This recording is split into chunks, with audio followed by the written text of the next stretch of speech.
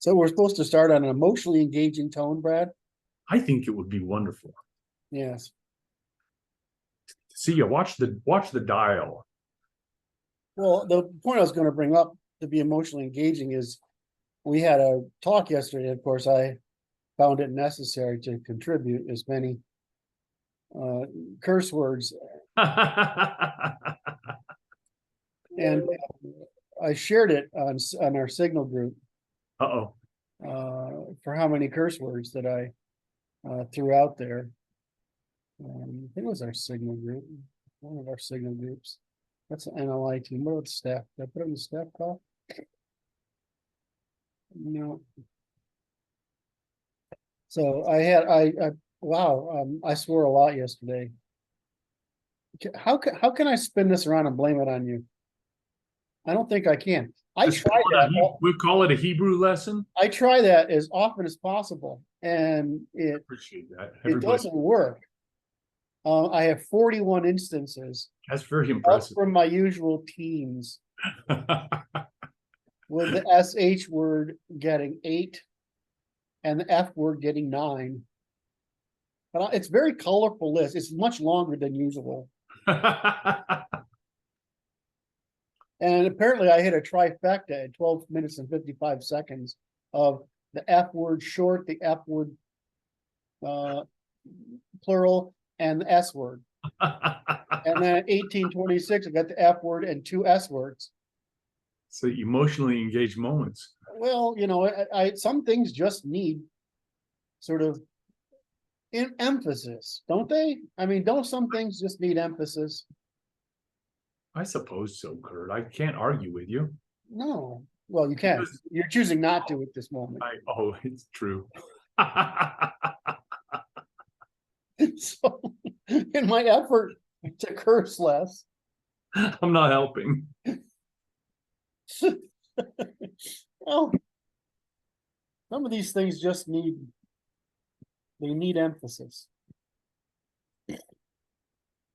Anyway, one of the problems with proper Germanic language, like, so American English is intermingled with German, right?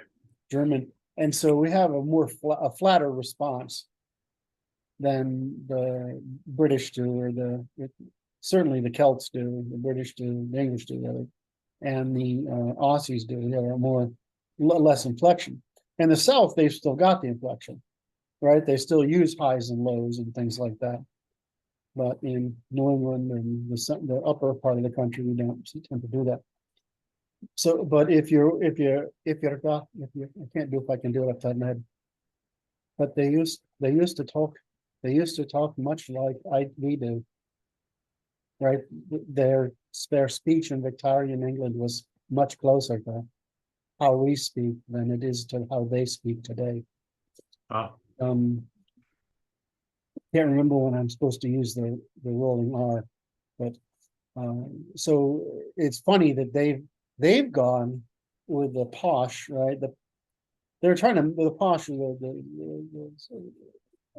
RP, you know, receive pronunciation, RP. So proper. I don't know, I can't do it up at the top of my head because I have to hear it in my head. I have to hear it in my head first, and I can't switch like some people. Like a lot of actors, they can switch immediately because they practice switching. But in received pronunciation, there's more up and down, right? There's more emphasis on it. Right. And if you've been in the South, well, they're talking like that. You know, they're doing a lot of that because you know why? Southern is a combination of southwestern England, the rednecks, and the attempt to introduce received pronunciation. So you get Celtic sing-song along with pronunciation. Then you get strong thumb and sort of the strong thumb, and you know what I'm saying? I think it's charming, right? Yeah. But anyway, so how did I get on that? It was something to do with the Brits. I don't know. Emotional engagement. So one of the problems of maintaining emotional engagement in a Germanic language.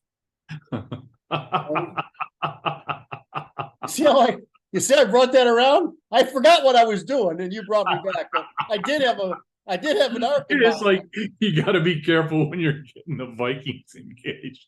Yeah, well, It's like, because the Swedes, right? The storied Swedes are like, there's a bear inside there that wants to get out and is looking for an opportunity for 500 years. Is it okay to let the bear out? I don't know if you know this song, the reeds, the marks, the reeds. Oh, the reeds, they run the weeds, 10,000 Swedes chased by one Norwegian. So I don't know if you know that one. That's old. I don't know that one. That That's would be a good collection to get. that's that kind very of old. It's not like early medieval or high medieval. It's early modern, like it's 16 or 1700s, I think. But they were very afraid of the Norwegians.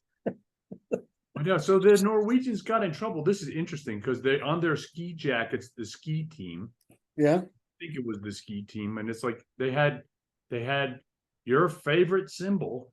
We've discussed it here. I will draw it just for the audience, Just for the audience, just for us, for you too. Oh, okay. Thank you. I wouldn't leave you out. Oh, that's good. That would be foolishness. There you go. Yes. And they had zero on there. Then they're like this. It offended somebody in Europe. It's like, oh, you're not being inclusive, or what the hell? It's Tyr. That's our God. That's Europe. Europe, northern, no, not Europe, but Germanic Europe's God, right? That's Tyr.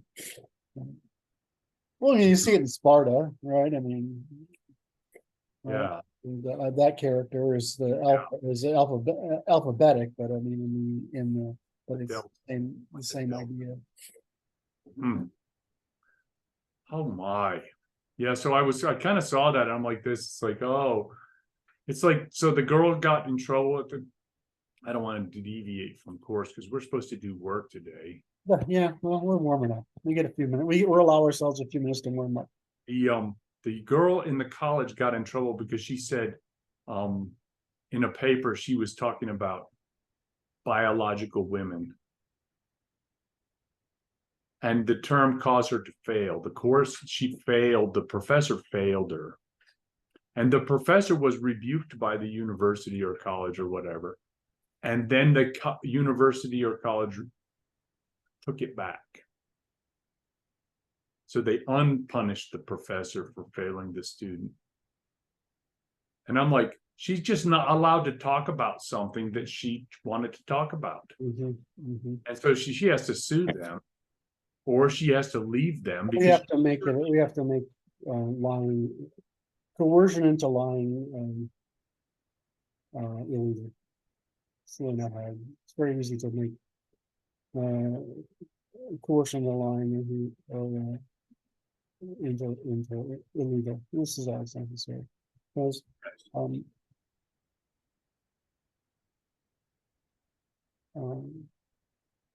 the social construct is that there is the lie, right? So they're trying to bring about a lie. That's what they're trying to. They're attempting to prevent her from even talking about something that she prefers to talk about. Yeah. That is not illegal for her to talk about. They're making it essentially illegal. There's nothing it's illegal to talk about. There's things that are illegal to conspire to do, right? But there's nothing illegal to talk about. That's one of the problems I've told people with talking about revolution. We can talk about it all we want. We can't organize to plan to execute it, right? That's the law. Well, we actually have some semblance of law here, despite the left desperately trying to undermine it and coming after speech as the primary means of suppressing it. They've already destroyed the family. They've tried to destroy science, and now by behavioral science, and now they're trying to destroy the language too. It's fascinating. And they've done a good job on our law, except for our Supreme Court is thing to the Federalist Society has, sort of, and thank you to Mr. Trump, and who appointed, Thomas has become the Scalia, Yeah. the Scalia of the court. I mean, he's like, you're not getting anything by that guy. He's just, and you know why? Is because the left threatened him. He said, "I'll die first." Right? That's what he said in his protest. I'll die first, or I'll let this happen. So he's never going to let any of that. He's not going to let that kind of stuff happen ever, as long as he's breathing. So, and his opinions are rock solid. Roberts is the one I'm iffy on. I'm surprised he shouldn't have been that way, that iffy. But I understand what he's doing.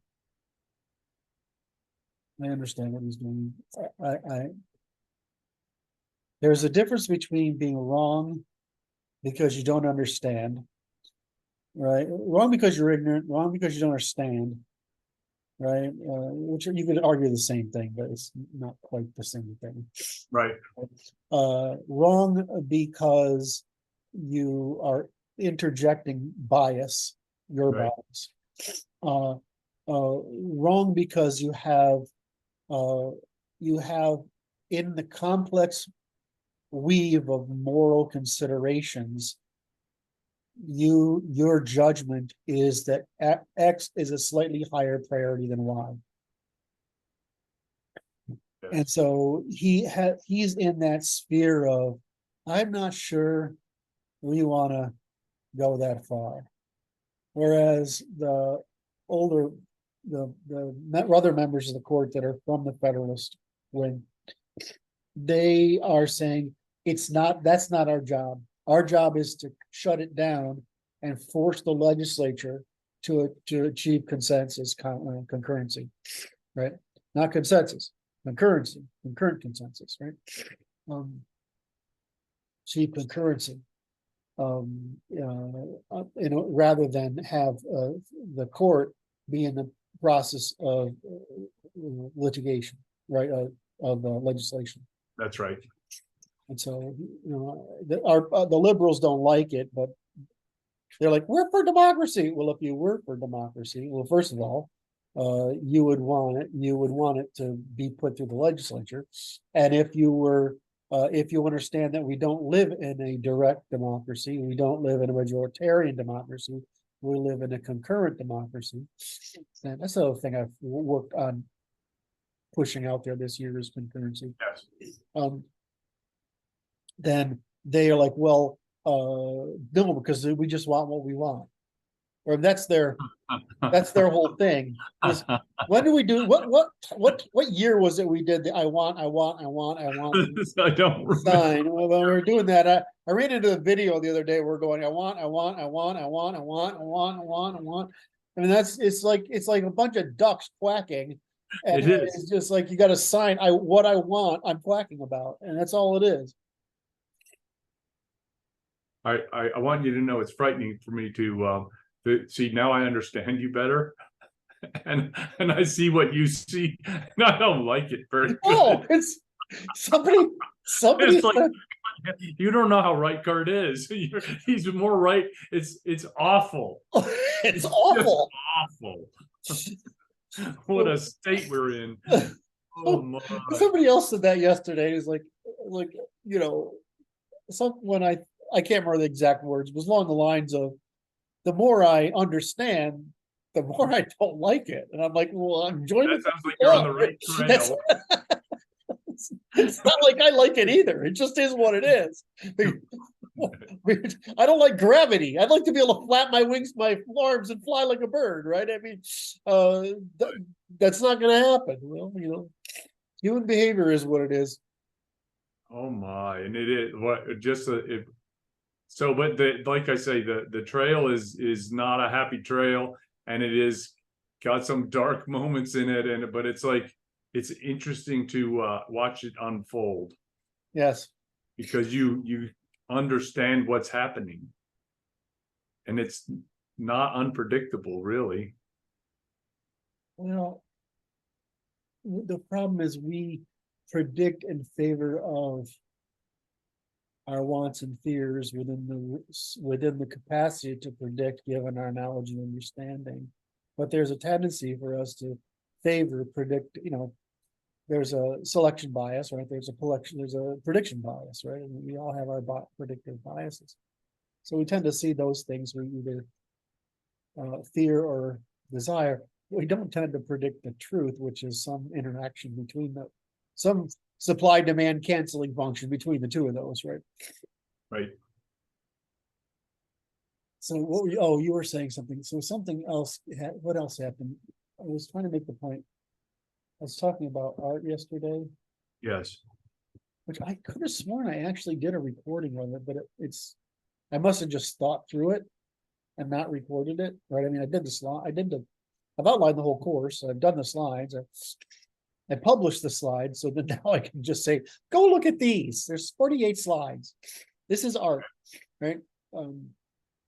Made a definition of it. And then somebody else asked me another question, which I thought was, that's what it was, is that like, so they asked me, how do you define art? So I just took it back to its first principles, which is evolution of nesting behavior, right? I mean, it's organized. Evolution of what? Nesting behavior, which is organize your world for your own safety, right? Or your own representation.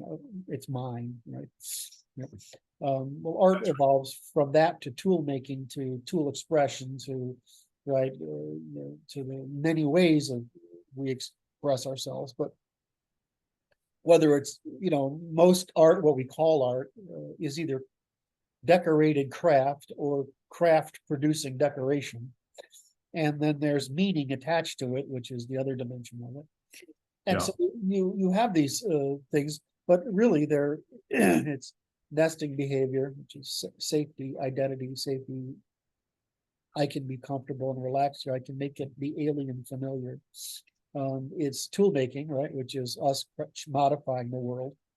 And then it's tool expression, which is mental expression, which is doing it with more and more sophisticated approaches. There's a theme in art, is that all art is really a derivation of architecture.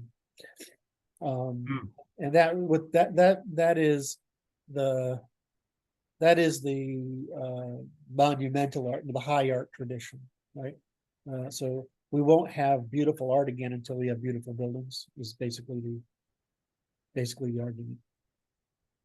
I just that one hurt me, because it's like I went to my town where I went to high school, and it's been 30 years, and the college my dad taught at has erected architectural monstrosities on that whole side of town. It's just the most god-awful uglification process that they have engaged in. It's like, how demoralizing.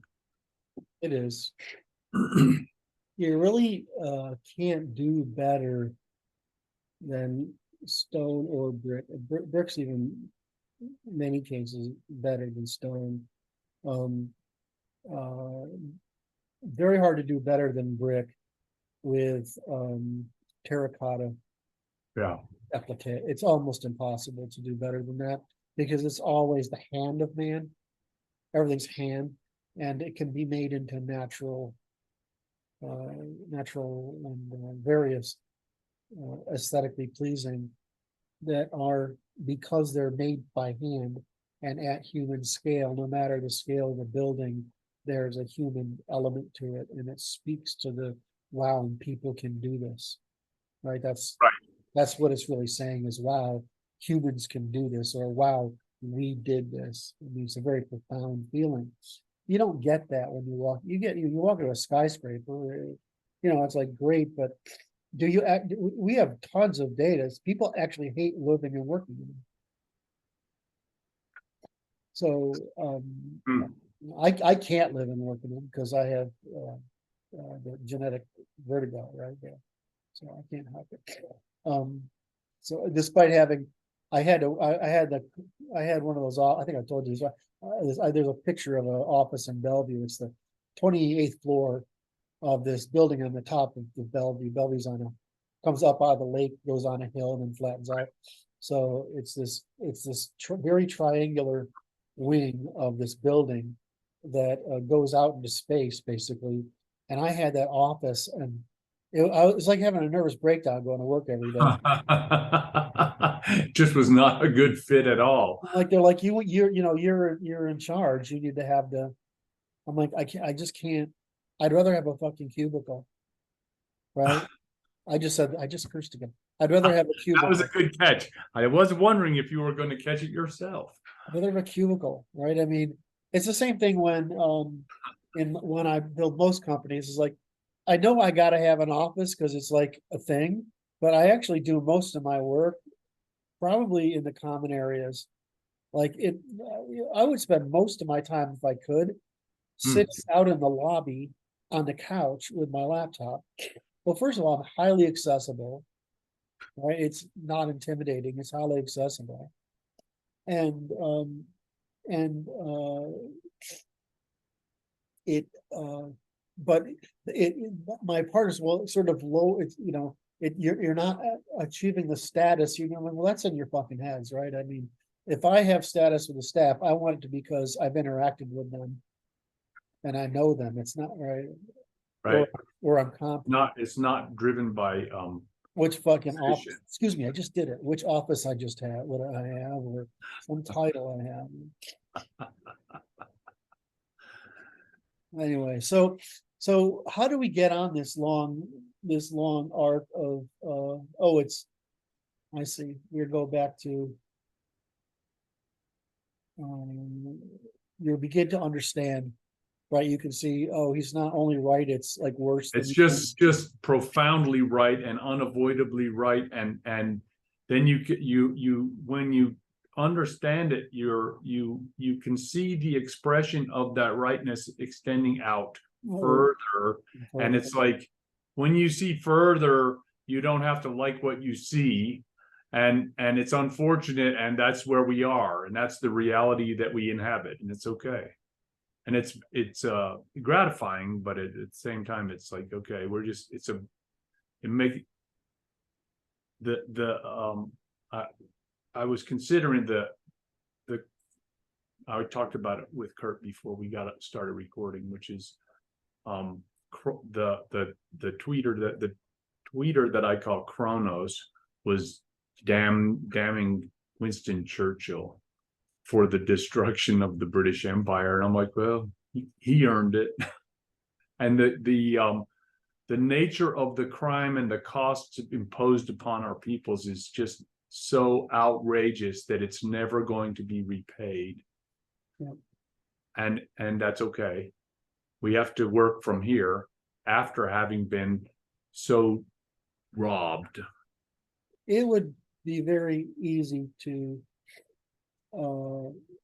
create a secessionist movement that created another commonwealth that maintained our constitution, but it was but we got rid of the monarchy problem by rejoining the Commonwealth and having a monarchy, right? I mean, that solves so many problems, but it also restores the Anglosphere, right? I had similar thoughts. So that seems like a pretty viable strategy in the long term. We have to keep the monarchy present and England healthy. France is doing everything it can to harm the trade, European trade, by blocking every trade agreement possible that would be benefit to everyone other than France. And the reason is that France, again, like Russia, is trying to control Europe. Where the answer is that nobody wants France to control Europe except France. And if anybody needs to control Europe, it's either the Germans or the Scandinavians, but it's really the Germans, right? And that should be who. And it'd be very nice if it was the Germans and the Poles, because they understand responsibility rather than self glorification. So we'll see what happens over time. But to me, the one of the options I put in the Constitution is to that, which is to secede. And there's a couple of reasons for it. to secede and join the Commonwealth and take up the pound if necessary. And the reason is it destroys the federal government. The threat of that destroys the federal government permanently. So that is one of the threats that you use to say, well, would you rather all go join 50 little state governments? Right, because it's not all of them, right? It's just the bad ones, and there's some really bad bureaucracies. There's some bureaucracies that are misguided and need cleaning. Right, so some need to go away, some need cleaning, and some that do just fine. I mean, they need a little more regulation, like the Park Service's determination to get people kicked off, people who are grandfathered in, kicked off the land without due compensation. So there's a couple of problems out there, and there's just no reason. Like we have this problem in Washington State. There's a Lake Chelan. There's some places out there they're trying to force the people out of their ancestral homes. And that's like there's actually no reason for it.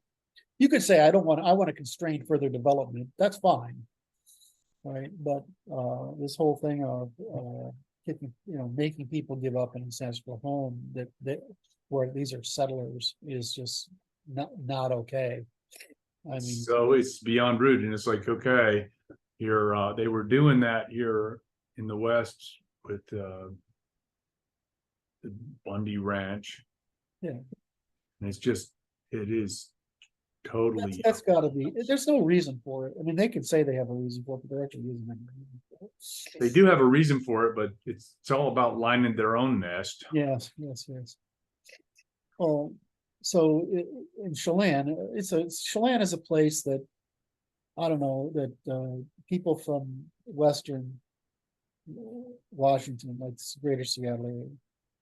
I'm a Bellevue Redmond guy, so in the Greater Seattle area, go out to Chelan for your summer vacations and your winter. Right.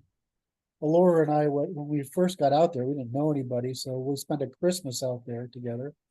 What do we do? Skiing. Cross country skiing, which is funny because Alora's an athlete, right? And so that's great. But one athlete she does not like to be is one that can't get her feet solidly on the ground. Right. So she was not having fun, which I was surprised by. Anyway, so rather than continue, we've done our warm-up. So it's time for do some work. Okay. What do you think? Oh, you're looking at something, that's right. So I'm looking at a map of Washington is my plan. We have the Western Washington. It goes up to the mountains. All the rain drops before it hits the mountain. Right. And then it turns dry. The other side is basically what we call high desert. Yeah. Right? And that stops just about the time you get to Idaho. Yes. That's where you have all those scrublands where the old ancient lake. Yeah, I see this one. And created all the waves and funny rock formations and stuff. Yeah. It's actually quite beautiful. Oh yeah. But living out there, I mean, it's probably similar where you live in.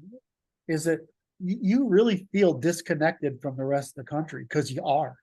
You are. I mean, it's everything's off. What? We prefer it that way. Yeah. Please, no more Californians. Don't move here anymore. Oh my, yeah. It's like that's like our bad ideas were so bad, and now we're moving to bring them to you. Right. That's after in the 70s. There's a reason why Seattle got elegantly gentrified, because in the 70s, the oil crisis and all that other nonsense, there was a billboard in South Seattle that said, the last person in Seattle, please turn out the lights, because there were whole streets that were empty, like Detroit. Wow. And so what happened is those places got cheap. So when the tech boom happened in the 80s, right, it was it was a great place to go and buy. I mean, the house I lived on the lake was $130,000 in at that point. I mean, I moved there and I'm like, is that really a good price for this house? You know, it's $1 million or 1.2 today, right? I mean, probably more than that. My house, I bought my house for $210,000, right? In Redmond, 210,000. It's $1 million something today. I don't know, $1.5 million or something like that. How about that? What a world. It's funny, my log house did not appreciate as much, despite being elegant, right? And out there and on all this land and this very choice bit of property in this very choice location. I think the value of that house is only $1.5 million today. Whereas, you know, but that's because it's just a bit far. Right. All right. Have I just talked about nonsense long enough now? It's up to you. But I'm trying to figure if I'm consciously or subconsciously engaging in work evasion. Or it's not that. I just don't understand. It's just because I'm enjoying your company. Boy, that's an exercise in bad job. I must have. Do I have a? I was going to tell you too. I remember this diagram that I showed you before. This Okay. one. Okay. Yes. That the ethical axis is trust and morality. The limits of trust and morality. It's this, yeah. The trust and morality is the scope of reciprocity. Yeah. Those are two properties of reciprocity. They're emergent properties from reciprocity. Thank you.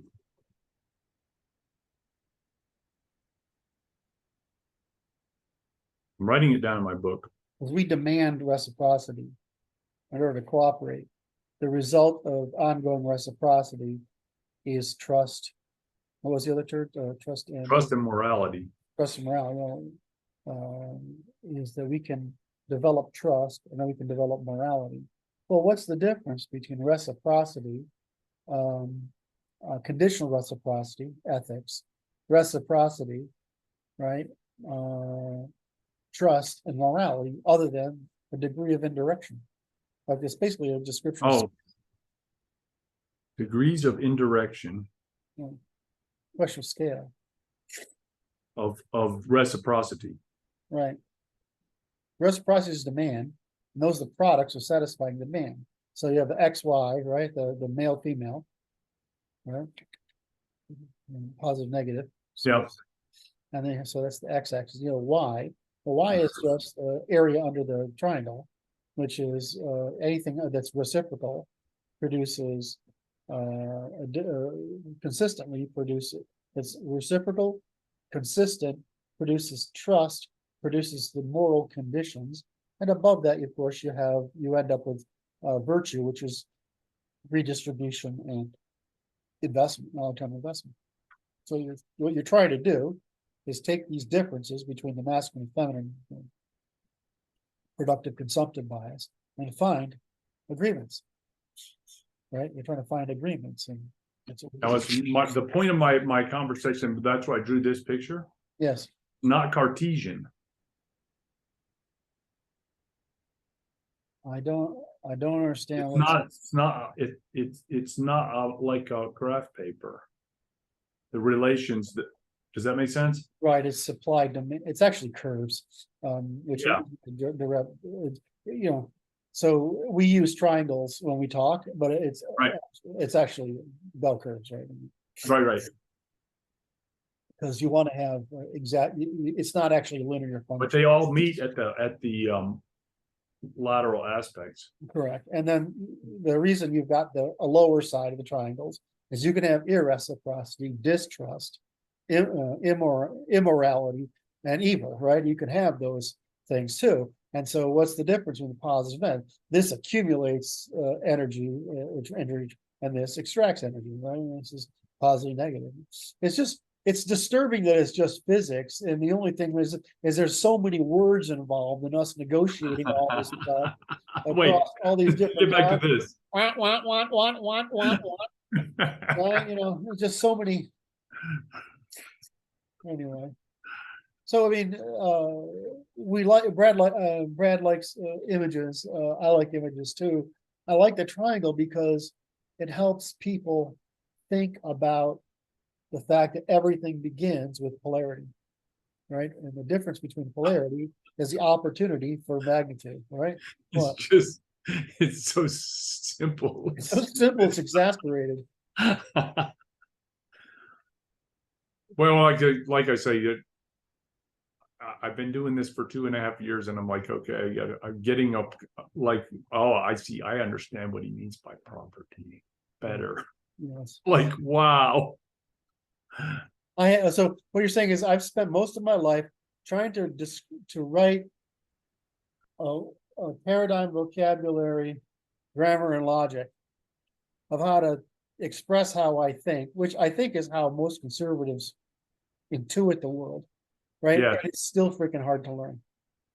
Right now, It's just like, because it's like you have to overwrite all kind of wrong think. yes. And this like and overcome your own intuitive biases that don't want to agree with that. Well, don't want to agree to it. You just don't want it to be true. So you have to develop a reverse intuition, because your intuition my intuition is pretty fair, right? It's not actually true. It's just my intuition is what you guys laughingly call optimistic, right? And you're right. It's okay. And I hold, but I have to overcome that with saying, okay, well, what does the math say? Not what do I feel, right? And that's actually the hard part. Now you sound like Martin Armstrong when he's like, I tried to make the computer wrong. Yeah, exactly. I can't do it. Well, and then you have when somebody was saying to me the other day, oh, we have a problem with new people trying to engage in fitting, right?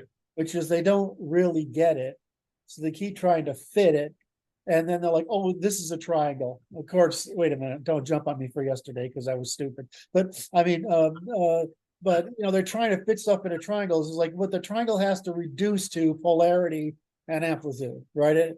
It's got to reduce to this function somehow, or it's the wrong polarity, right? I mean, it's wrong, right? And so they just try to fit everything into a triangle and have their fit reflect what they intuit. That's the whole point of the triangle, is to overcome your intuition, right? Is give you a tool for looking of how do I get from these conditions back to polarity. And so what was the other one? Is that somebody said to me, it was fitting was the first one. And the other one was, I think who's doing this? A couple of people. Is that the whole thing we're teaching is to avoid ideal types. Like your intuition is an ideal type, right? The presumption is ideal type. It's not like trying to reduce something to one word. Well, there are, that one word actually the reduction, or is that an average or oversimplification? In other words, we say enumerate, serialize, disambiguate, operationalize, right? That's what we're trying to teach people to do, is so that they continuously deconstruct any bias they have until they end up with a triangle. That's what you're trying to do. It's really that simple, right? And I was playing this game. The last one. What? So please, for my slow writing, I only got 3 out of the 4. Enumerate, serialize, disambiguate, operationalize. Thank you. So I had fun. My working memory, man. It's just like I couldn't keep it. You wonder why I'm tired. I can't hold this in my head anymore. So we had I had fun trying to teach the AI yesterday. Which one was I using? I used a couple of them, but ChatGPT is the most fun. So I was trying to teach ChatGPT this game. So I was playing Socrates with it, and amazingly, that's actually a really good way to use it for our work, because it'll take the presumed position and then you can walk it back from the presumed position into the correct one. So Really? I did it with operation. I posted it on Twitter last night. So you can walk it through the reasoning. And so I just literally did Plato's version of Socrates. I mean, I literally played the same game, which is, but then so couldn't, right? And so Right. it got down to correctly stating it, right? And then I did the same thing with, from once I got to that, then I had to go to the next level, which was mathematical and computational, mathematical irreducibility and computational reducibility. Because Martin was talking about this, and I'm like, I think he's got it right, but the way he talks about it, I'm not sure. And so I said, okay, now I've got to fill in between mathematical and computational, mathematical irreducibility and computational reducibility. What are the steps in there? And so I outlined those steps, right? And I'm like, this is actually way easier for a normal human to read than the way I write, right? Because I just state the dependency chain, and then I make the argument. But it's actually forcing the reader to do a lot of work to recognize the pattern. I'm baiting the reader into pattern recognition. Right? Okay. So, but it was funny is that, wow, I think that these AIs are dumb as a rock, right? I mean, that's how I perceive them. Because that's the result of what you would call computational reducibility, mathematical irreducibility, and then the problem of generalization, right? Which is what these linguistic models do, is they do generalization. It's a weird form of summarization.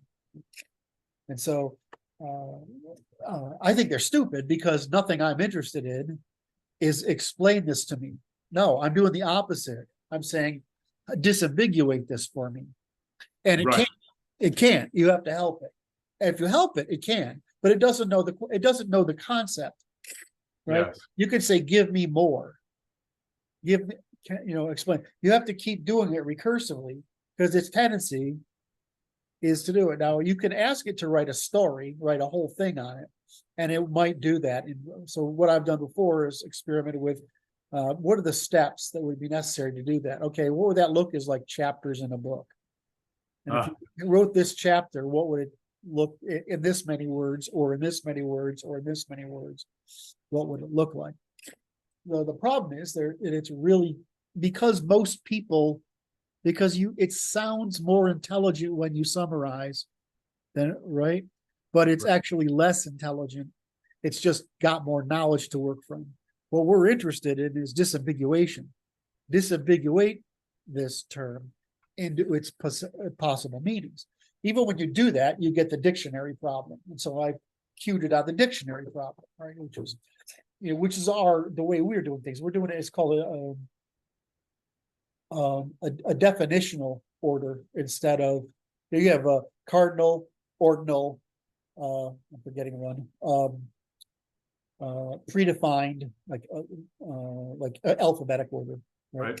And which is intrinsic, externally developed, commonly known order, and then you have what you call dictionary or definitional order, which is if you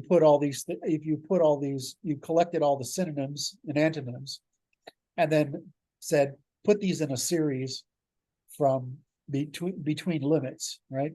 Synonyms and antonyms, you would actually get a system of measurement, which is what we're doing.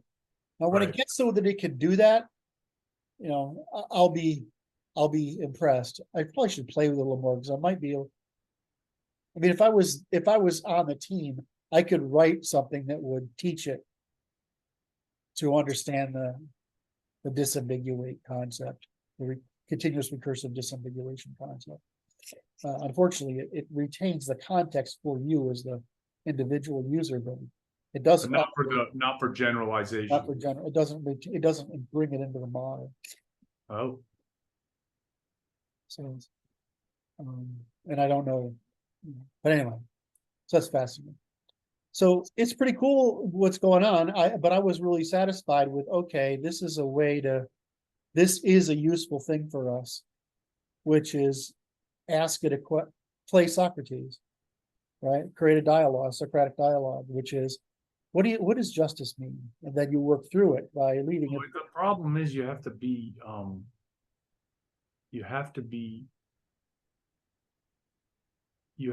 knowledgeable to be able to do that with the machine. Right, but it let the output is pretty understandable. It's less demanding of the reader than the way I write. Yeah, I'm gonna study the work you did yesterday. See what I can figure out, just to look at it and because it's like there's probably a way to train people to interrogate the AI to cause them to understand what to do to get it to give the answer. That will cause. Well, I mean, there's a thing called right. The thing you do is a prompt, right? There are the whole thing is to develop the prompt. Yes. Which is the context. So that the machine answers everything in the context. Yes. So if we develop a prompt that's sufficient for doing, which is basically what I've mentioned here. So if we've got this prompt together, we should be able to put it in place where people can ask questions of P law that are okay.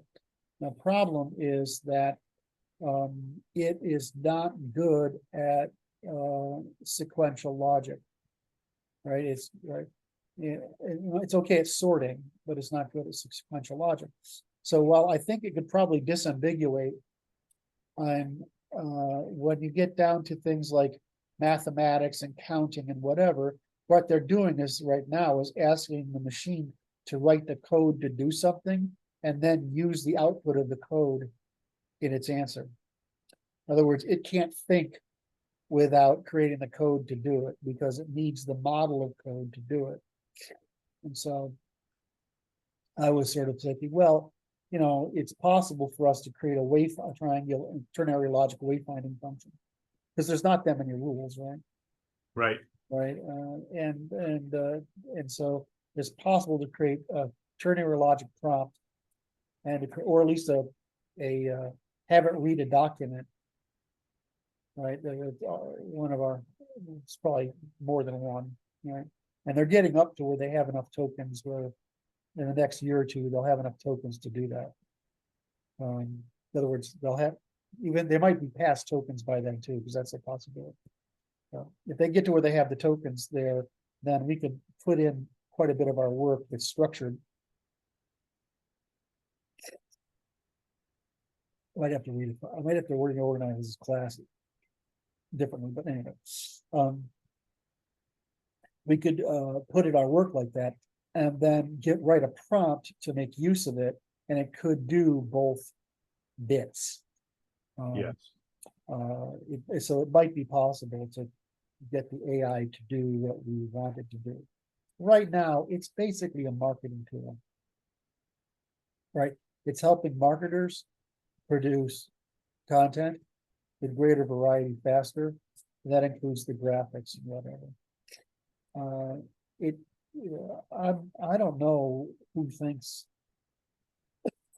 there's this bunch of conflicts out there between how smart is this and how smart is going to get, which is that one. The other one is, have we solved 80% of the problem or 20% of the problem? And the next one is, it actually is really dumb, right? It has a lot of knowledge, but logically stupid, right? And it hallucinates, and that's it. And so there's the real other one, which is the interesting one, which is, can it actually write decent program code? Well, if you're trying to run the kind of tests you and I do developers do to learn a language, which is primitive stuff, it's the same thing as write me this marketing bit. But I could see it getting better at programming faster than I can see it getting better at reasoning. Yes. Right. And so it might be interesting to see if because my original belief was we'd have to write a program, right, to be able to do the logic, because AIs would have too much difficulty doing it, but that's not the case. Because AI is basically search engines. It's a sophisticated search engine. So we'll see. We'll see what we can do. It's not worth our investment yet for our stuff. Maurice basically keeps us up to date on this. He's really good at it. So he keeps it up to date. And so I tend to look at everything he finds, because he's a great filter, right? And he shows us what's relevant. And I keep running into these things, but the claim of all the claims in the papers versus what's actually happening on output is very different. Yes. So it sounds really magical, but I think that's because, I don't know, maybe it's because I worked on search engines and I understand databases and Right. access algorithms and, how this stuff, I mean, I understand neural networks and when you work on a search engine, like an indexing, you're creating an index to things, right? It's actually dumb as a rock. Yes. Right. And so, things like noise words you pull, I mean, because a lot of noise words. So, and so you create these indexes, and, Google's index is pretty good, but now it's less good because it's so directed for advertising that Yes. it's becoming less useful. So I actually prefer doing my searches now with the AIs, right? And now that they have access to the web, right? I'd rather search through the AI than use Google, which is why they had this technology 7 years ago, and they delayed it. That's what gave what's the ChatGPT company? Elon Musk's company. He started the ChatGPT company, right? And he's the one. He's not going to get credit. Yeah, he doesn't get credit for it because he dropped out. Right? He said there are too many other things going on. But that's the reason they came out ahead, is because Google sat on it because they knew. I mean, I was having the same discussion with Microsoft guys back in 2005. Like, as soon as the computer hardware is there, putting Google out of business isn't a challenge, because the minute you can actually ask a question and get an answer, where do you advertise? Where's the advertising? Because there isn't any. You can pay for the service, right? I mean, but it wouldn't have to be that much. So did I just? Oh, you didn't realize? It's interesting. I thought well, I guess I'm just aware of these things. Well, yeah, it's professional knowledge. So if I look in the papers, there's a problem with the mathematics of the way a lot of these papers are being represented is correct, but it actually frames your thinking. I don't know how to describe it really well. I prefer they did it in English. Oh. You know what I mean? I prefer that they said it in English, because when I look at how they frame it mathematically, which is a bunch of epsilons and functions, I'm like, yeah, I understand that. But if I think about it verbally, I think about it differently than if I think about it mathematically. That's interesting, isn't it? And that's because there's verbal thought has a component of uncertainty, of associative uncertainty, that mathematics doesn't have. And so that might just be how I've been wired over time, right? Because I know they think in loss functions and weights, etc. That's how they're doing it. But I'm trying to think of intelligence and work back to how I know intelligence is constructed and work back. And that's why I tend to emphasize, well, we have the hardware problem is a serious problem. But we also have, we have the fact that human working memory is terrifying, right? What's that mean? Well, the non-working memory, in other words, the static memory of the AIs, I mean, it's literally, we're running out of stuff to put into it. Right? It's the internet, right? I mean, we can put more books on, but I mean, one of the things you learn by studying the history of knowledge, and this is something that his name's escaping me now, Adler said, is there's really only 1,500 ideas. But once you understand that there's so few ideas, fundamental ideas, right? There's so few ideas. There's quite a few techniques, but I mean, it's the same thing in economics. There's basically 15 core principles and 150 derivations, right? Right. Well, it's the same thing. Well, basic human knowledge consists of basically 1,500 principles. So once you realize that, it doesn't. What does that mean about all the books in the world? There's way too many books. Well, it's that it's like you got a diamond, right? They cut the diamond to reflect as a prism to reflect the light from the maximum number of angles. Yes. So how you move the diamond around determines how the light gets through to your eyes, right? Right. That's what books do, right? They take some stuff, and now the problem is if you only have 1,500 concepts, how many lies, errors, ignorances, bias, stupidity, whatever it's pollution. It's just so there only be 1,500 ideas, but there's a whole lot of. We talk about this how social scientists they try to find what's good instead of what's true. Right? I mean, they teach for the good first, and we teach for the true first, and then we say, well, what good is available given what's true? Right? That's how we do the work. That's not how they do it, because they don't know how to get to true, so they work with good. And the truth is, if they pursued true like we do, they would come to the same conclusion, which is, Jesus, humans are awful. It's amazing we get everything done at all. It's so miraculous that we have achieved all this stuff in the universe in such a short period of time with the invention of language, right? And just the ability to have the time to use it. Doesn't take much. And so so AIs are in a similar position as they want the diamond to do what they call alignment. And I call that lying. Right. Okay, let's just let's talk about alignment. What do you mean by that? I don't want to tell you how the world really works. How to create a nuclear weapon, how to distill, how to use coffee makers to make plastic explosives, right? Right. How to make nitroglycerin in your bathtub. Right. Right. How to actually make RDX, which is scary stuff, right? And that's really scary stuff, right? They don't want to have you know how to do that. How to make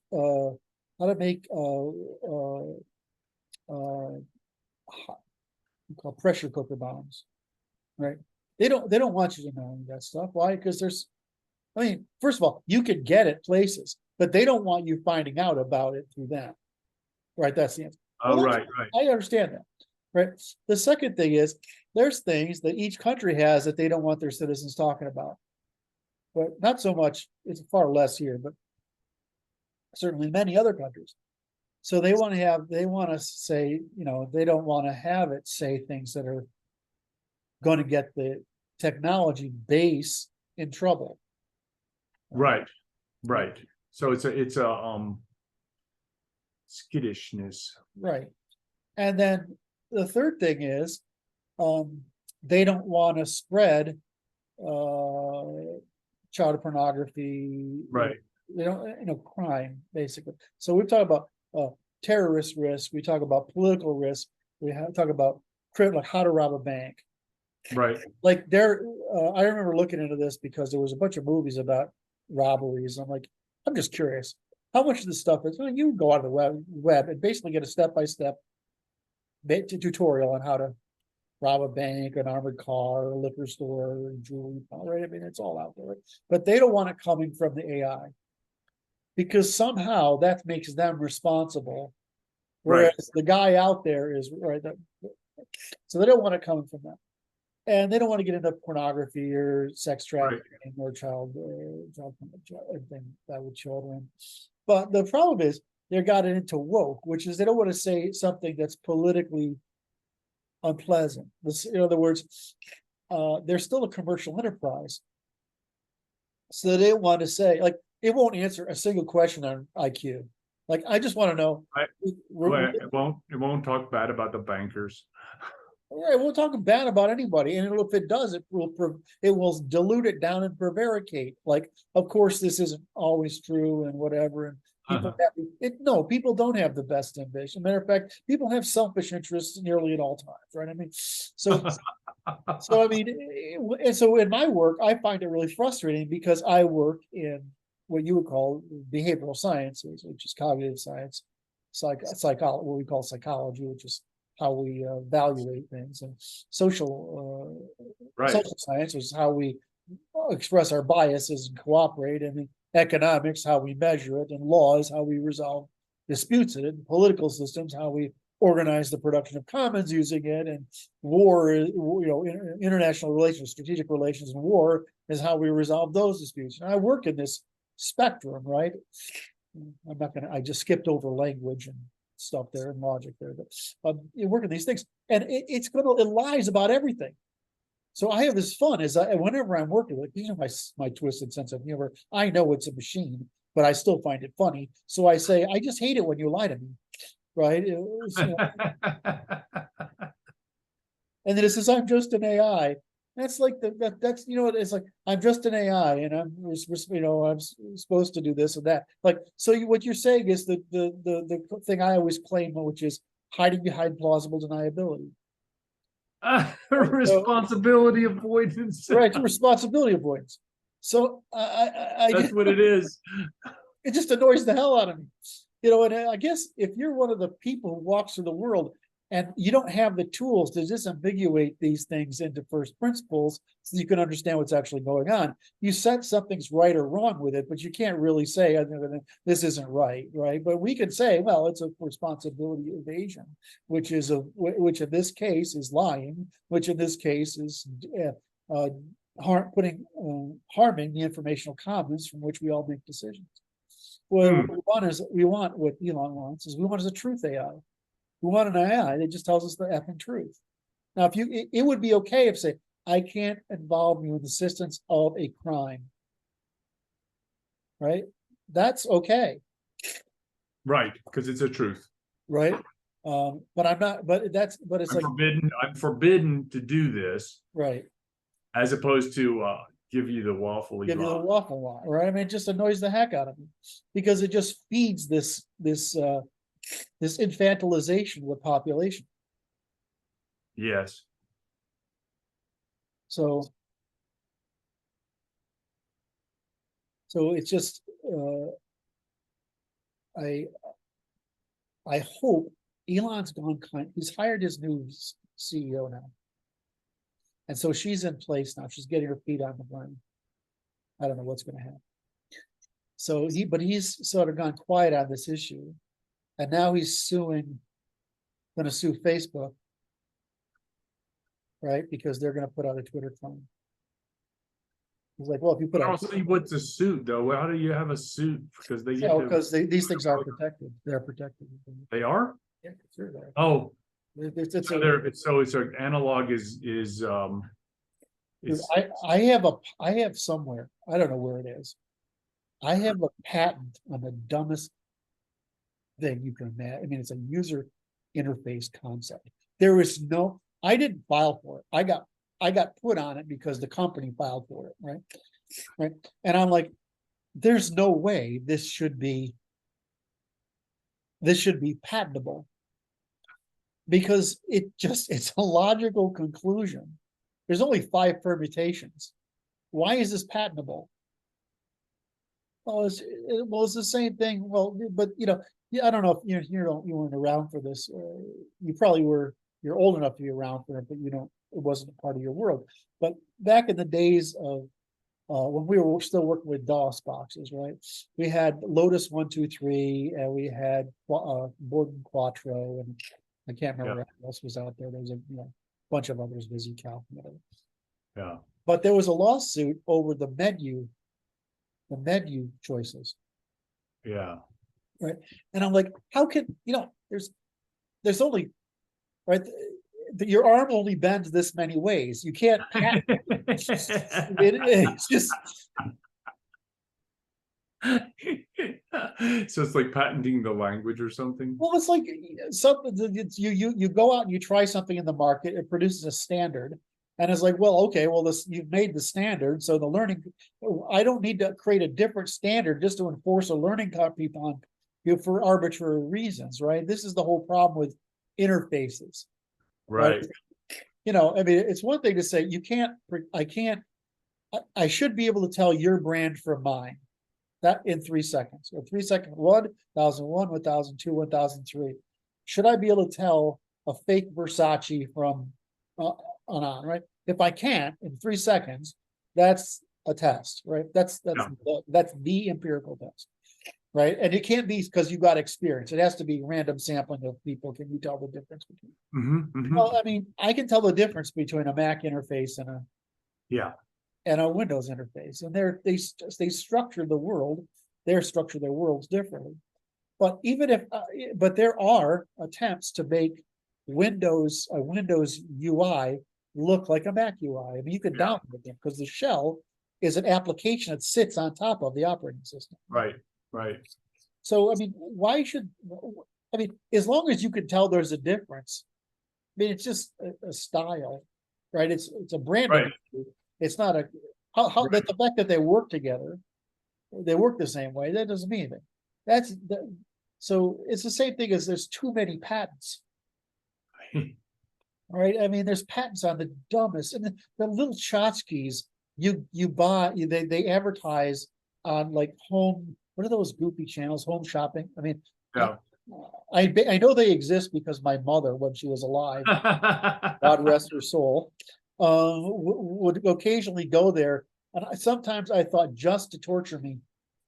I'm sitting there with, It seems likely. I've got headphones in, right? The wire headphones. I've got the headphones over the top. They're not connected to anything. They're just to keep out the noise of whatever torture she's putting me through. And I'm trying to work, right?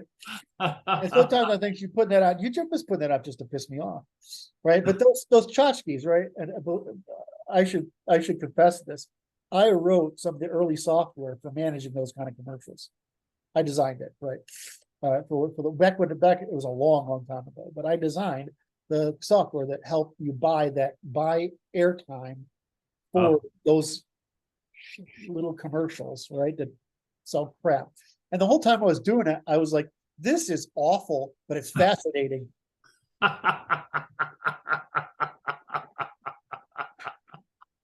It's horrible. It's just fascinating. But the fact that you can get patents on some of this stuff is bizarre to me. You know? Well, it's like, so patents are like books. It's like just different facets, and it's like they're nothing unless you enforce them, right? Oh, you don't have to enforce them. It's just by putting it up, it creates an obstacle, an unnecessary cost. So you have the choice between fighting a stupid patent or coming up with an alternative design. You come up with an alternative design, but does that actually help the consumer base? Is that benefiting the commons? Right. The whole point of patents isn't to protect you; it's to benefit the commons. Right. Make sure that people will do capital investment. Right. Right. But Creative Commons is the correct solution, which is, well, I mean, Creative Commons is you can't do it for money, but you can copy it, whatever. But then there's also things like, well, there's only so many ways of doing things. I mean, if I invent a drug, that's pretty cool, right? Should be a limited time on it because the capital investment was high. But me thinking of how to design a new freaking birdhouse, I mean, that's just, I'm sorry. It's not a capital investment. Anyway, I know I've burnt our time today by talking about it. So yeah, patents are a problem. And it's the same thing with so the end point I was actually trying to get somewhere. Believe it or not, I had a destination in mind across the past 15 or 20, whatever it's been, right? So the basic thing is this, is that we're going to end up with personal AIs, not centralized AIs. Yes. And that's what's going to happen. And so none of this is going to matter. In other words, the problem is, if that's the case, how does everything paid for by advertising today survive? I mean, I'm really fond of Google's free stuff, right? I have all the Google Docs and No, yeah, you have to pay, you'll have to pay. Gmail, and Yeah. I have YouTube, right? Yeah. So I'm fond of all those services that are provided by indirectly by the advertising revenue, Yeah. and I wouldn't want those to go away. So to some degree, I don't want that to happen. So I suspect they're going to have to find a compromise, which they're trying to do. If you see Bing's and Google's attempt to integrate into their browser, they're trying to do it, right? Because they're trying to keep you in the search context, but that's not going to happen. That's eventually we're all going, because you can fit the lightweight ones on these now, LLMs on these, right? Once you have a lightweight LLM, and anything you can't reach is accessible directly through internet. I just don't know how they're going to advertise you, because the advertising has become the problem. Right? Their desire to, it must go away, right? because it's a distractor. Well, it would be, that's not true. You and I are paying for the service with attention, right? And that attention is being sold to people who support the service through advertising costs. So that's actually legit. The problem is when you start to lose the opportunity for advertising. So that's why they're trying to keep you in the search engine in the browser. But now what happens when I have my own AI? And because right, if I have my own AI and it's got the internet in it, Yeah. and instead of the Google running its, I mean, I don't know what percent of traffic on my website is indexing robots, right? Is search engines robotically querying stuff from the website, right? I mean, it's huge. So I mean, it's something like, it's an absurd amount of traffic. It's not 60%, but it's some absurd amount of traffic is there by automated systems. Yes. If I look at this, I say, well, okay, fine. Now, if the information is indexed, why would in the AI, why would I have the search engine bypass in other words, the indexes accumulate in the AI instead of in the search engine? Does that make sense, right? I would. I mean, the only problem is you got to be able to update the tree as fast as new information comes out. Well, you can update the indexes that fast, so why can't we update the tree that fast, right? I mean, we can. I mean, it's more compute, but that's coming down. I don't know if you see the data on how much compute. I mean, NVIDIA is basically got a gold mine right now that it's like they're printing. NVIDIA is producing the processors that do so because they're the ones that started the graphics revolution. The difference between graphics and vectors in AI systems is small. So they have all these and it's highly parallelized and very, very fast, which is why you get these amazing 3D game systems. Well, I mean, that's as soon as they, if you look at NVIDIA, they've got orders. They literally can't produce enough of them. So because the race is to who can have that kind of compute. Well, eventually we're going to have neuromorphic computers, which is already in the investment stage, which flips it around. So you don't have to have these pre-calculated units. You can update the weights dynamically in real time. So we'll get there. And then I'm just like, well, where does the advertising, how does the advertising fit in here? And then what happens to all our freebies? I mean, I'm not a big fan of Google's policies, especially their YouTube censorship.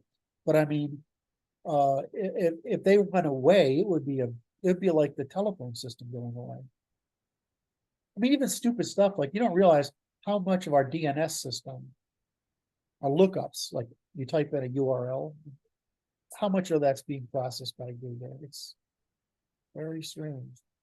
It's like how much stuff is running on Okay. Amazon Web All Services. these server farms that are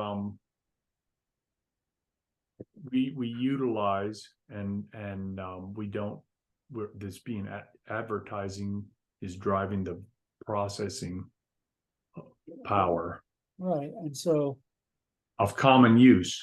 right, now, I would say the same thing applies, is that I want I mean, for example, my favorite thing is I find out about movies when somebody else has done a review of it and it ends up on YouTube.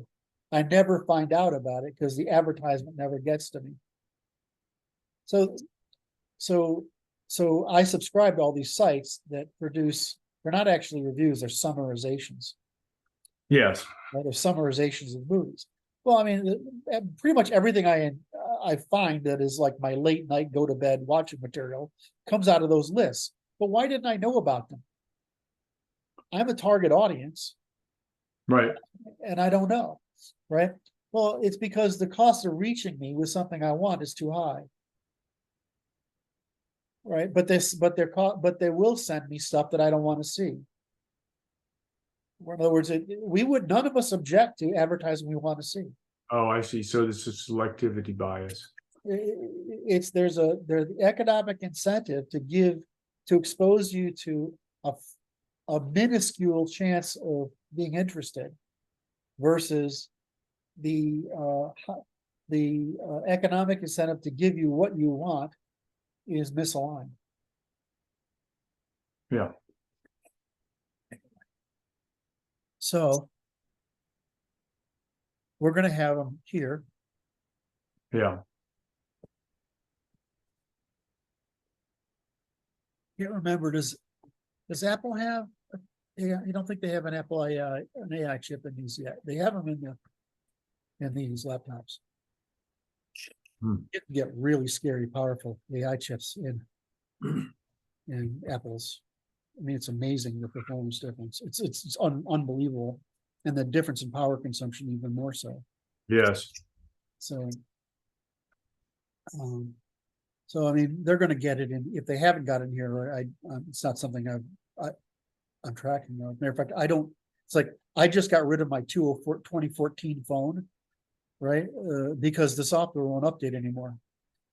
Right? I mean, yeah, I didn't actually need a new phone. I understand. The software there's no software. The software won't run it anymore. Well, the same thing with all these laptops I have. Eventually, they're because the new software coming out doesn't run on them. So because they're really converting to M1, so they have a planned obsolescence in progress. Anyway, I find that to be just morally offensive, but well, I mean, here's the thing: is that if you buy a Mac, I mean, I buy when I buy a Mac, I buy the very top of the line. right. Right, so it's expensive, but I have Macintoshes that are running that are from 2010. Yeah. All right, that's 23 years old. It's probably 24 years old, right? So it's a 23-year-old computer. It works just fine. What have I had to do? In most cases, I wear off the keys on the keyboard. Yeah. Yeah. Right? I wear the words, so I have to replace the keys. And once in a while, I've had to stick in a new drive. Right. And I've had to replace 2 screens. Right. But I mean, okay, so what if I bought, I probably couldn't even recall the number of Microsoft-based platform computers I've owned, and they're not from crap companies. They're from Toshiba and Dell and IBM, and they last 2 years. So it's like it's not a hard decision for me to buy an Apple product. So when you say that, I'm like, well, this machine I'm working on right now, I think it's a 14. So it's 11. It's 9 years old. Yeah. And it's until just now, it was still the best computer they ever put out. It's got the Retina display and all the other stuff, but it has all the pluggy bits on it instead of these new things. So I can plug everything in the world into it. And even got the different ports for the memory cards and stuff, right? I mean, this thing is workhorse, desktop substitute. But so if they retired them, I mean, it's like, well, I mean, should I be getting 20 years out of a laptop? I don't know. I don't know how I'm to not- process it.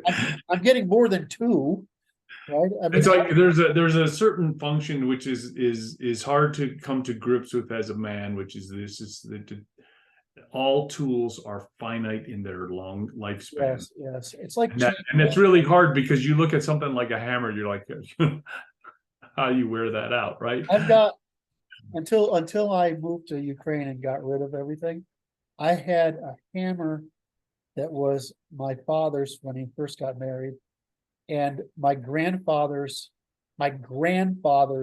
half-inch drill. Wow. Right? It's I mean, just a trip, man. you know, it's like, and that's when they were made of aluminum. They were made of metal. Oh, yeah. Yeah. Right. So that, I mean, that thing could lift me. That could lift me off my feet if I wasn't careful, right? That drill. Oh, yeah. So I mean, I love that tools last forever, but the other thing is that the drill technology Oh my. hasn't exactly changed a lot in, No, but it's like so much more easy to use. yes. Well, I mean, battery driven has been a really good thing for the working man, right? I mean, that's a big deal. You got a bunch of 9-volt, what are those 9-volt batteries? Yeah. X right on there, and you got your drill, and now you're not like, oh my God, trying to dangle the cord and tying a knot in it so it doesn't unplug and Right. whatever, I mean, I totally get it. Look, I took apart a greenhouse. Do you know what a half-mile long greenhouse looks like? Yeah. My cousin and I took a greenhouse apart, pane by pane. Oh my. Over a summer in high school. Pane of glass by plane, one screw at a time. Yeah. So I'm like, battery driven, that's really pretty awesome. Right. I mean, today you'd hire Mexicans instead of kids, but I just said that out loud. You said the quiet part out loud. Said the quiet part out loud. But there were great jobs as a kid. I mean, you're outside in the sun. I brought a little tape recorder. We plugged it in. We played rock music. Right. Right. We talked nonsense. Right. After that, we went down to the shore and Sure. hit on every girl we could find. Right. It was a camp out there. It was awesome. That was good life. I mean, I don't understand. I mean, compared to what kids do today, it was. Oh my, it just made me sad. So I mean, when I think about it is, I started working when I was really 7. Yeah. Only 7 years old. I was doing stupid stuff, but I was making $1 an hour, which was real money. And I could make $10 in a day. This is the 60s, late 60s, right? I did it right. I was driving flower trucks and delivered flowers in college on holidays, right? Nice. Home from college and deliver flowers. It's a great job. You drive around, you're playing tunes, right? Everybody you're talking to is happy to meet you. All you got to do is have good manners and be gracious. And isn't that nice? Isn't that nice, right? And it's like they're grateful to have you. They actually get pissed when I say I can't do it anymore, right? Because I can remember. This is one of my other things. I can remember a map. I don't need anything. Right. So I could just drive around and deliver. And it was fun, And so I had that because I came up in that business because my family's in the lawn and garden and forest business. So I came up through that business. So if I wanted a job, I just found on a holiday. I just found a floor shop, and since my dad knew, my dad's as big a gregarious problem as I am. So he knew them all, and Curt, can you come work for us? Sure, I'll do that. That's awesome. But so you have all these jobs as kids. I had the job of painting lines in the road in an insane asylum. That was a trip. That was a summer job. I had a job working in an amusement park. I did that a lot. That was a great job. That's the best job I ever had in my life. Yeah. Running games in an amusement park. That was fun. because you're out there with everybody. I won't tell you about the time I had to only get these little balls unstuck in these roller ball games, little rubber ball games. You try to get Yeah. 4 in a row. And you get a little distracted by stuff. So I didn't lift that thing quite hard enough, and I hit somebody right in the forehead and knocked her Oh, out. Big obese woman knocked her out. oh my. And the sound it made, because the stick is made of bamboo, right? It's not heavy, but it Right. made a Wow. today it'd probably end up in the newspaper and get sued or something. But back then it was like, oh my God, I'm so sorry. Like, you weren't careful. I got shamed by all the customers. Right. Okay. So those are jobs, right? That's delivering newspapers, right? Delivering flowers, working on cleaning up, while sweeping the floors and the lawn and floors on God, guys. it's like we're the destitution of our nation, because it is just that we don't have it. Well, the thing is, it doesn't, you learn a very different social skill working than you learn in school. Right. School's very petty, whereas the commercial world isn't. And furthermore is there's a thing called manners, and Yeah. adults expect them of you. Right. Or they tell your parents who don't like it, right? And then they Right. give you a lecture of this is how we make our living. This is how we put food on the table. Therefore, you treat customers right. Not that I ever did, because I was like Right. those Right. prissy little freaking kids. But anyway, so our kids don't have this opportunity. No, and that's part of the destitution that I'm complaining about. Is this just, it's just like the hollowing out, the robbery that has occurred here. It's just awful.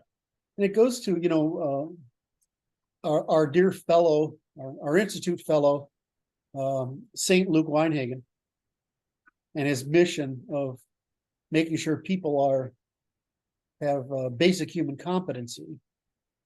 He's down there in the hardware level. He's trying to make sure you're down there in the BIOS, right? And I'm up in the operating system level, and I'm saying, well, socialization and responsibility.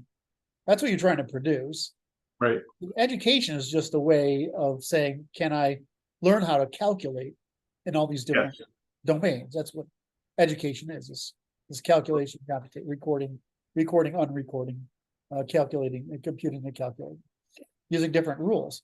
And so that's great. But I mean, if it's not in furtherance of socializing and commercializing, so to speak, then what's the purpose of it? Except we don't have, and if you're not fit doing it, which is what work makes you do too. Yes. And so the other thing is, what it's like to be a kid, be the kid with money. It's pretty good to be the kid with money. I imagine so. Right? You have your own money. No, it's my money. I have to choose. I get to choose. I can buy my own science fiction books. You don't have to, I can buy that. If I want a milkshake, I can go right down to Dairy Queen and I can get a milkshake because I make my own money. Yep. Right. It's not someone else's opinion. And it creates this independence. Is one of the reasons I think that the younger 20s are so whacked out, is because they've been so deprived of sovereignty in their teenage years that they are desperately trying to mature sovereignty during their early 20s. And so that's why they're acting out. We think of them as acting irresponsibly and childish. Because they actually haven't exercised responsibility.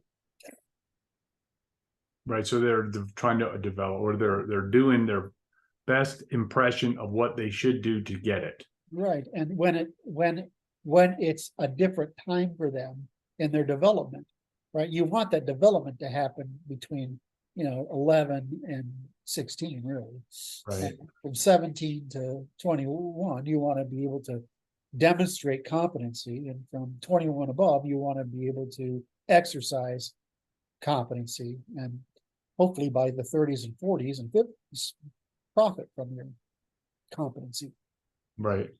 So all this education, which is basically babysitting and indoctrination, is actually infantilizing the population. When it's like, when people say no more child labor, I'm like, you got it backwards, right? It's like you only need 3 hours of schooling a day at most, probably 2. right? Yeah. The rest of it you should be working and socializing, right? Because that will make you a, Yeah, but that's, see, the issue, the other team is like, no, we want indoctrination, socialization for a protracted period. Way too long. We know so they're infantilization. but they're fertilizing. All right, so Aye. we have covered, how did we get there? Immigration kids, whatever. I think, I guess I'll wrap it up with the big focus of reduction. I feel like I've worked on this year. I don't know. I don't have a very good. I was not very healthy until about March. Okay. And so I don't have a really good memory of, like, it used to be that I could say, I figured that out back in November, right? I can't quite do that because my health was too iffy. It's just taken me a year and a half as of this month, a year and a half of work to get to where I am today. Of course, I thank you regularly for your help there. So, but I can't think of it, but in the sense of responsibility, it's become acquisition and responsibility. And Right. we used to focus overly on morality. But morality is criteria for cooperation, but it's actually the lower level. So it's acquisition, morality, reciprocity, and then responsibility. And responsibility is social. Reciprocity is interpersonal. And personal existence is acquisition. So acquisition, reciprocity, responsibility. That's the three stages. And so all you're trying to figure out is how are people's behavior reducible to those things, given the difference in male female biases. I mean, it's really that simple a spectrum. Mhm. So the big thing this year is responsibility. I'm trying to figure out where I think you're trying to redirect me or. No, I'm just like this. It's like I have a intuition that is fear, which is stop learning new stuff and write your books.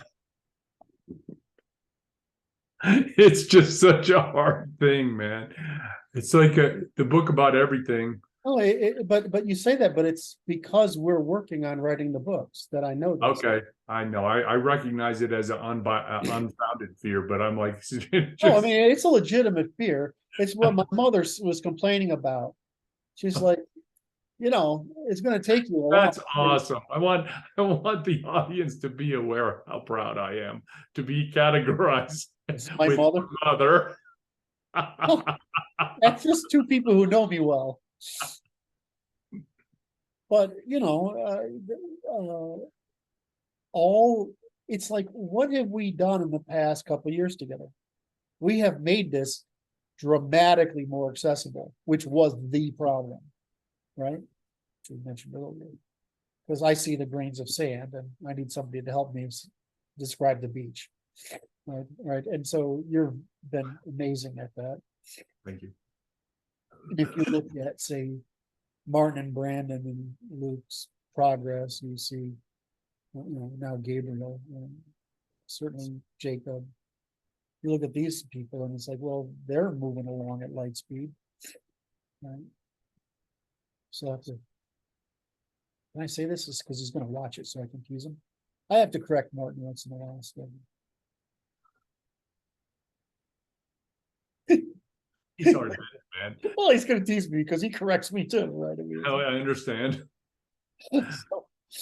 So I understand the desire to get done, which I have the same anxiety, but I'm healthier because I've come to terms with the fact that as long as we're making progress and steady progress, which we are. That's it. That's all that matters. That's what counts. That's exactly right. Because I'm not so afraid. I was really afraid I was going to kick the bucket a year and a half ago. And so since that's not the case anymore, you guys are stuck with me. It's a different question. right? So anyway, when next we meet, the Ah, guys are keeping me really busy, although they feel like they're just sitting around because I'm working on it. The guys are keeping me really busy. We have, I've already started, without you, working on integrating the ternary logic and discussing, well, we do what we did. I did discuss it, we do it already. And I'm already trying to bring in acquisition, right? Acquisition. right. I'm working through bringing over the first principles. So that's what we'll work on at our next session. If we can stop having interesting things to talk about, we'll work on the next section. But realistically, it's far easier. I mean, the whole first principles of, building up the rights and obligations, that was a nightmare. It was really hard. This is not hard because we've done all the work. It's just bringing it over and then going through it together. So that's my plan. I'll work on it some more this afternoon. The problem is I talk with you on the weekends. We work on this, and then Monday I work with the guys and Luke, and then I've like lost my train of thought with what you and I work on, and so. But what we're working on is we did the hard part. Oh, I haven't called what's his name to see if I can get that physicist scheduled for I need to write up a bunch of questions. Yep. Because I want to make sure I've got this. I'm almost positive it's right. I think he's probably going to say I've oversimplified, and that if I'm going to oversimplify, I may not talk. No, I mean, I know that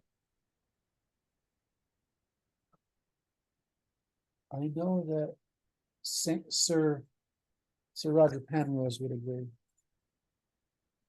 I have to make sure this guy agrees. Because Penrose is the guy who's using spinners, Yes. right? And it looks like he's right to me. It's pretty clear the string theory people have failed. That's going to be a graveyard. It's going to fail with gravestones, right? But the spinners thing looks right to me, and it all takes place in 3 dimensions, 3 + 1 dimensions. So I'm pretty sure that his model is correct. Now I've sort of forgiven him for his mathematical Platonism because now that I've understood him for longer, I understand he doesn't really mean that. Right? He doesn't really mean. He doesn't mean it platonically like it sounds like. In other words, when he's talking, he sounds like a separate mathematical reality. I think he means that as a mental construct. He doesn't mean it as a. I don't think so. Because he definitely works within the limits of naturalism. Right? There's only this many dimensions and whatever. I think he's right. I need this guy to do it because he's working above this. He's working between the quantum level and the spinner level, which is at the polarity level, and everything we do is based on the construction of dipole's polarity out of the quantum background. Whereas someone like who I just mentioned, Penrose, is saying, so yeah, but this is what the actual behavior we're observing looks like at the next degree down in resolution. So I want to make sure I understand this correctly. And I'm pretty sure I do, but I want to confirm that. Otherwise, we're just going to work through the list. You can't see it because I'm looking at it here. And I think, what is the next thing in our pamphlet? The next thing in our pamphlet? Oh, no, yeah, the rest of our pamphlet's easy, right? Because the rest of it we've already written, which is, we've got the first principles, right? We've got ternary logic. Right. We've got reciprocity, which, acquisition, reciprocity, responsibility. And within reciprocity, we have truth and decidability. Right. And then we have, that's, I don't know why I'm flaking out on this, but it seems like everything else is fairly, the pamphlet is something, it's gonna be much shorter than I thought. You know, That's right. so I'm not have to go over. Am I boring you? No, Um, I just don't feel like I'm contributing very well. well, I'm trying to think out loud. All right, so we have this little bit here. But if we go to.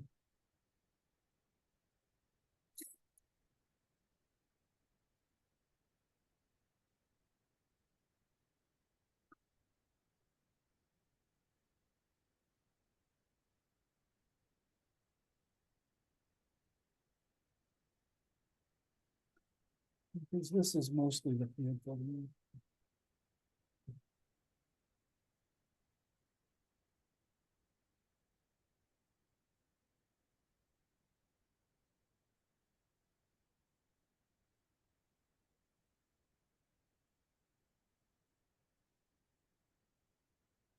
This is way off base. We don't need this. We all that law stuff we did. We've already covered that. Class.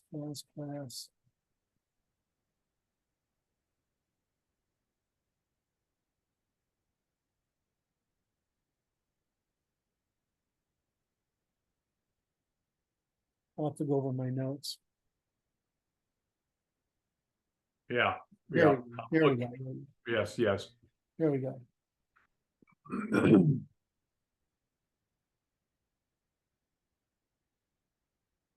Yeah, we've done most of this stuff, so We'll be short. The pamphlet will not be long. it will not be long. That will be a good thing to produce. Well, it's just, we're down to. I mean, everything, I just sketched everything out and then refined it, but now we're at this is the last level of refinement. The rest of it's just editing. So we're down there. We've got all the materials. It's just a matter of putting it into final draft. Putting it into draft, we call it first draft form. Yeah. Ready to be edited. All right. We're getting, tell me this. We're getting a lot of interest, people studying the craft. Say that again? Are we getting a lot of interest, people studying the work? Yeah, I didn't realize how good the videos are. Because I haven't focused on them. So I mean, I stopped doing the videos after we started working because I knew I had to reorganize the data, the information, how we present it. But the videos are actually pretty good. Yeah. And so there we can start them there. Then if I have a day where, because I've had one recently, if I have a day where I feel like I just need to do some output. Right. Right now, because the struggle the struggle is enough for me. I need to produce something for the audience. Maybe I'll produce another couple of videos because the slides already exist. It's just a matter of presenting. That's right. But I think one of the fun things we'll be doing is once we have the pamphlet is to make a series of videos about the pamphlet. And then it goes to what people need. But I mean, yeah, because then you have a married couple, because you can get the pamphlet in your hand and you can watch the video and go through it with us, and then you can refer to it at will. Right. The beauty of the digital in my mind is this capitalization. And you have this it's developing a library of capital that can be accessed and people can reproduce it at their own convenience at will. It just, I mean, anybody who looks at it, like we got a compliment the other day who says, I finally understand what you guys are doing. And it's the most profound logic in it. It's the aha moment, right? Right, Whoa, like, oh, they're not just babbling. oh, I see what you're doing. It's insane, right? All right. Um, Sounds so much like English, really. well, it's like I was trying to explain to somebody, computation is the, we go through this arc of mythology, theology, philosophy, empiricism, science, and the result is a logic, and the logic results in computability, which is operationalism. So I mean, it's just we're coming to the end of that cycle. I mean, after the computability, that's the only thing that's left is permutation. In other words, discovery. That the form of discovery that's really invention, right? Because once you've got the art, you've got, you said, okay, I've gone from embodiment to anthropomorphism to spiritual to mysticism to mythology to theology to philosophy to rational philosophy to empiricism to science to operational logic to computation. I mean, you've gone across this whole skirt. You've gone from the most intuitionistic, but the understanding of the self, but the least understanding of the world, to the most understanding of the world, independent of the understanding of the self. And that's what that arc represents. But after you've got computability, the rest of it's just, okay, well, what do we do with all the rules we got here? Because, like chemistry is solved. We're basically solving social science. Yes. So once social science is solved, what do you do? I mean, it's the same thing with chemistry. You try to discover what can be done without violating the laws. That's right. So that must sound so strange to normal people. It's like this. It's like because it's like, how dare he be so arrogant? It's not. It's only arrogance if you're wrong. No, it just sounds arrogant if you're ignorant. It merely sounds arrogant to the ignorant. Yeah, the triangle's 180 degrees. You change the numerical base if you want, but a triangle has got 180 degrees, and that's all there is. There's nothing else to talk about. I mean, I don't have a choice, right? I mean, so when if I say something, it's because I know, right? Well, if I don't know, I actually posit it as a Kings of the Hill game, right? Because I want to know, I want to figure it out. Right, so you have to be sophisticated enough, most of our people are, to know when I'm doing a King of the Hill game. Because if you know I'm doing it, although they've said that, well, even though I know you're doing it, I still feel compelled to participate.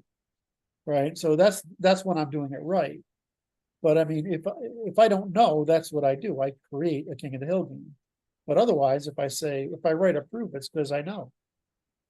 And I maybe could get a higher level of precision, but the level of precision I'm using is probably way higher than the level of precision you're using in the first place. That's right. That's because it's just first principle. People don't. Right. So it's really hard to the issue is it's like it sounds arrogant. Yes. And it sounds like English.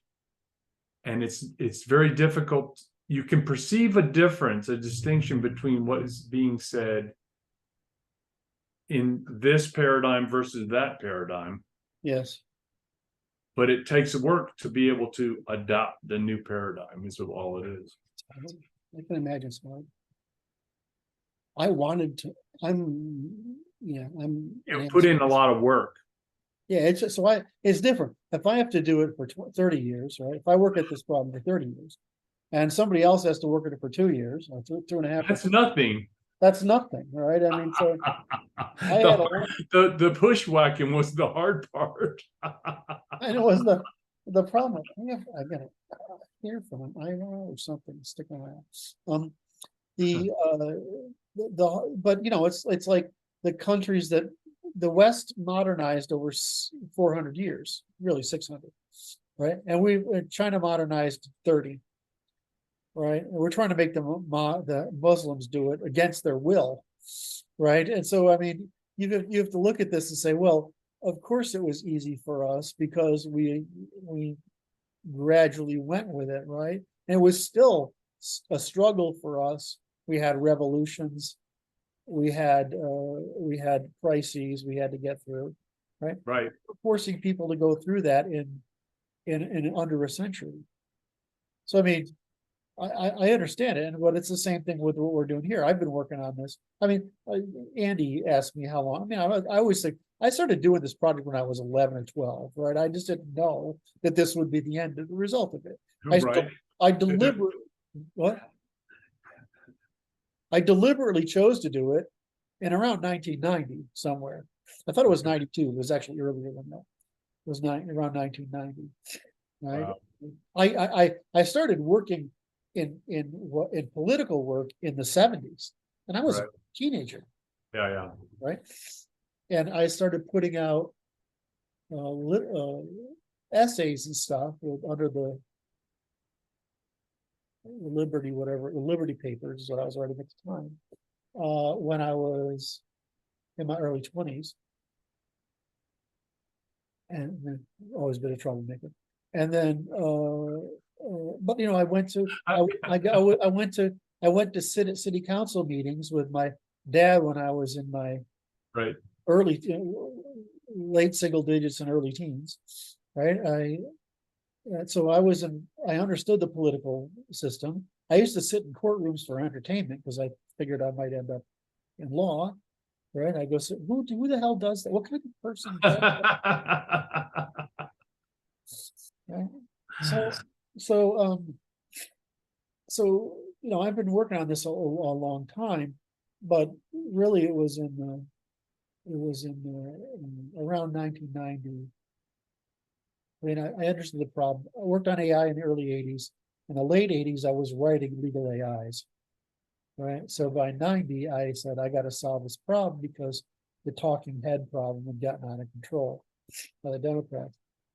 Sort of like woke has gotten out of control. It's the same. They keep innovating. They are impressive, isn't it? Yeah, it's all lying though. Well, So yeah, but the novelty of it is it's like they keep on cooking up new ones. They're getting paid too much in the universities to generate new lies. we can fix that one later. So I've been working on this arguably my whole life, even though Right. intentionally since 1990. Right, it's 2020, so that's 30 years, right? But I'm wired for it. So I mean, of course, it's easier for me to adapt it because I work on it because I've been working on it forever, right? I mean, it's Right. nature. But I mean, so when I hear you get there, I mean, I love watching you because it's been so gratifying to watch your progress, right? And you work at it, right? It's not, you don't treat it lightly, right? No, it's work. It's a discipline. There's no question about it. And then I look at someone like Martin, who's like, he just gets it. It's fucking annoying, really, because I wish I could. Or you get someone like we got Dahan and Jacob. You know, they're from different cultures. They're different. But do you see a fair amount of people applying themselves to this work? You have to. And not what I'm asking, what you actually see, not like what you envision. What I've seen is there is a personality trait bias, Oh, right? Some of us are just wired to be observers and the truth. In other words, we're polite but not agreeable. In other words, we don't feel the need. We have a lot of confidence, self-determination. We don't feel the need to conform.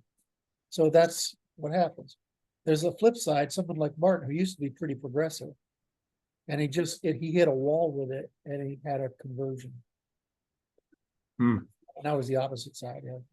He's the other than Eli, he's our most right. aggressive. It's impressive.